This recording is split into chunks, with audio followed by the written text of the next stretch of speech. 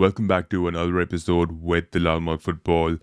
Man, tonight it was a spectacular result for sure. It means a lot that within a span of 5 years, this is the second time that we'll be lifting the league title, right? With a couple of players who have done that before. But man, there were so many blaring weaknesses in the game, and we'll get into it. But first, I'd like to address a couple of things which I have been echoing since the longest. In the last 6, 7 Premier League games, just the Premier League, we've been underperforming, and that's a major concern. Now, I've been thinking about this that every season, towards the business end of the season, there are a couple of games where Liverpool stutter. Currently, looking at the circumstances and in hindsight, what we've gone through, I know there's been a replication of sorts, but not to this extent. We are getting the results, we are getting the wins, but we are struggling massively in major phases of the Premier League. And specifically today, the Leicester game was, again, an eye-opener for me, right? Watching the way we were struggling in the first half, like unexpected, couldn't control the game at all in the first half. Second half, we generated a plethora of chances, and by that time, I think Ruud van Nistelrooy was acquainted with the fact that he'll have to put a low block in order to get a goal.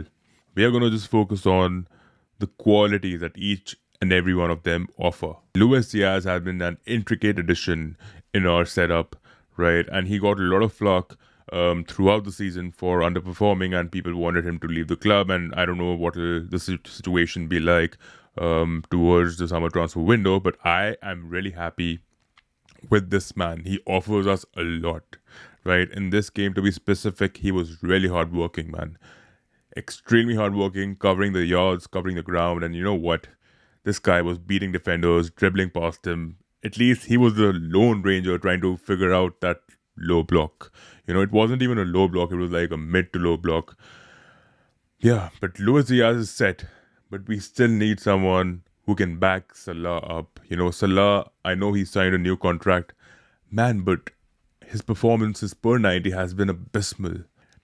Technically, he's not been anywhere near what he used to be. And in fact, he's put in many goals, tremendous numbers, but still, if you see his per 90 performances in the past two, specifically this game as well, Salah is not up there.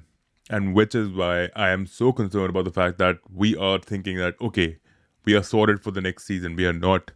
We need another right winger. We need another right inward forward, right? Who is younger, who can learn the trade and tricks from Salah, right? He's here for 2 seasons.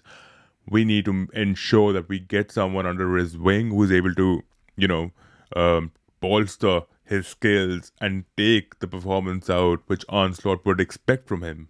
Right now, I'm not going to talk about the players, but talking about the technical abilities, Salah has regressed for sure. Right, moving on to Soboslai, I think the guy is an engine. He's insane. He can cover the yards. He's just amazing, and specifically in the second half today, he was really good. Right, unlike the first half where he was shadowed by Somare and Didi, but he created a good supply in the box in the second half. A couple of good chances, half chances coming in from his end. Gravenberg, right? What we saw from him in the first half of the season was spectacular. In fact, till Jan, he was amazing. But this guy's gassed. Even after a week's rest, this guy doesn't look anywhere near what he was. He's not able to replicate that same sharpness on the pitch which we've seen from him, and he is capable of doing that if he has the right backing. You can't replace a Gravenberg with a Curtis Jones. We can't afford to do that. In order for us to, keep a Gravenberg fit, you need someone like a Caicedo, a hybrid Caicedo, or, someone from Brighton, one of those defensive midfielders. But you need someone who has a good range of passing. Now that Trent will not be in the team, and he scored the only goal, by the way, with his left foot. First for him. But it's concerning. We don't have a Conor Bradley who's really good with the range of passing. In fact, we don't have anyone barring Van Dijk with that range of passing. We need a midfielder who has that range of passing, and I'm going to talk about Tielemans here. I think Tielemans, the Belgian, is a tremendous addition under Unai Emery's model at Aston Villa. Someone like him can actually, or someone with similar abilities can actually fit on our midfield really well. McAllister, again, a player who can play really well in a low block system, but he is a progressive passer. He's not someone who can find those scintillating passes, that range of passing. We need someone who's complementing McAllister's level. McAllister is also a great defensive addition, but in high pressure situations, McAllister is not envisioned to create a pass which can just blow the team away. Maybe we might have seen it once or twice, but not much from him, right? This game, McAllister was good, but again, lacked little sharpness. And again, he's been better than Gravenberch for sure. In fact, he's been way above his level for sure. But then still, you get to see a team's weaknesses when you watch them play. Van Dijk, right? Even a Van Dijk, he is literally 33. He'll turn 34.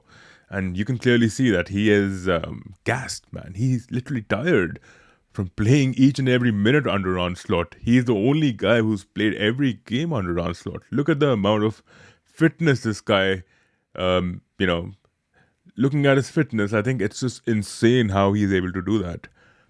Konate on the other end, I think he was superb tonight. But a couple of opportunities coming in from Khanous, Mavdidi did scare me a lot. And especially Bobby Cordova-Reid, he was pressing on to Van Dijk, Tsimikas, who I think who I think were able to handle them really well.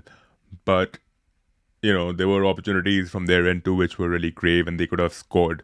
Especially that Brighton guy who's just joined, Leicester, Bonnet, and who came in the second half. And I think Patterson Daka was very ferocious in certain phases. I think they were connecting really well. And even in the first half, El Khanous and Mavidi and Luke Thomas again, an exceptional game of football, right? I think he literally stopped Salah, Gravenberch, so it was like single-handedly intercepting our build-ups and, just ruining our moods altogether. But Luke Thomas, I still remember that I saw him play as a super sub a couple of years back when Leicester were a regular entrant in the Premier League. Right now it's on and off for them. Anyhow, I think Konate is the right man to entrust for the seasons ahead, right? But still, I don't see a Konate without a Van Dijk. You still need a defender. I think in every department, we need someone who can actually provide us that zeal, that rhythm, right? And who can actually replenish these guys on the pitch, when they don't have that energy. You have someone filling in for them. Conor Bradley, man, a couple of good runs from him today. But even Bradley was being dispossessed whilst dribbling past a couple of midfielders. In fact, Somari and Ndidi, I think, were able to take care of him. Bradley was getting into those inverted spaces and, he's not the best skillster, right? But he made a couple of good efforts in the second half too, right? He was driving clear of Conor Cody, And Leicester, to be honest, in that mid to low block were really well organized, I think. And they have a couple of good talents. And it's so unfortunate that every game that I've watched them in, they look very well organized. But then that attacking impetus is what they lack. I think Khanous and Mavidi, I think he just joined recently. But, they did expose us a lot on the counter. And that's a matter of concern, right? Alisson is Alisson, right? We have another keeper coming in, Mama Wishley, someone like that, yeah. So, yeah, the goalkeeper department is sorted for sure. Left back, we are already pretty well aware of that. Tsimikas was able to handle the job, but again, attacking. We don't really have anyone like Brian Robertson, right, who's able to replicate that performance. Even Robertson has regressed massively, right, coming of age. So I think we are linked with Kirkes, but there are a couple of great fullbacks that I'll be talking about in the next episode. But my major concern, as I keep echoing this message, is transfers. After watching today's game, I was really happy we are nearing the Premier League trophy, but I see this as a project. The Onslaught project is going to be there for the longest. And in order to be successful whilst working under him, I think Liverpool needs to address these issues, and the board specifically. We cannot carry with the same squad in the next season. We did this season, in fact, in Jan. If we had a couple of good loan signings, maybe Asensio and Rashford coming to Liverpool, which would have never happened, but just citing an example, we could have had a chance in the Champions League, to be honest. We could have won the Carabao Cup, to be honest. These things are what really disappoint me. I think the ultras don't agree with that. The ultras are like, oh, we are winning the Premier League, that's more than enough. But we were capable of winning two trophies at least, right? So if you're getting an opportunity, a bigger hand, why not?